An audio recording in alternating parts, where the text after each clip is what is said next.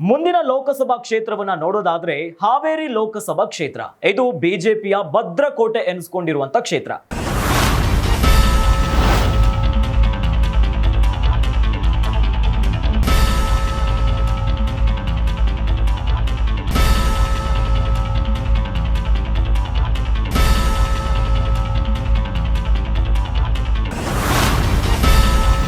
ಇನ್ನು ಈ ಬಾರಿ ಬಿಜೆಪಿಯಿಂದ ಮಾಜಿ ಸಿಎಂ ಬಸವರಾಜ ಬೊಮ್ಮಾಯಿ ಅವರು ಸ್ಪರ್ಧೆ ಮಾಡಿದ್ರು.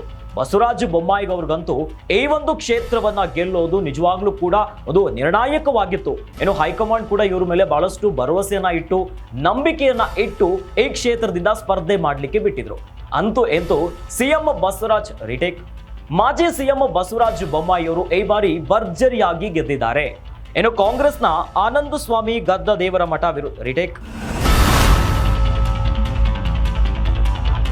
ಇನ್ನು ಕಾಂಗ್ರೆಸ್ನ ಆನಂದ ಸ್ವಾಮಿ ಗಡ್ಡ ದೇವರನಾಥ್ ವಿರುದ್ಧ ಬೊಮ್ಮಾಯಿ ಗೆಲುವನ್ನ ಕಂಡುಕೊಂಡಿದ್ದಾರೆ.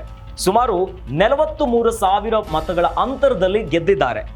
7,05,000 ಮತ ಪಡೆದ ಬಸವರಾಜ ಬೊಮ್ಮಾಯಿ ರಿಟೇಕ್. 7,05,000 ಮತ ಪಡೆದ ಬಸವರಾಜ ಬೊಮ್ಮಾಯಿ ಅವರು ಒಂದ್ ಕಡೆ ಆದ್ರೆ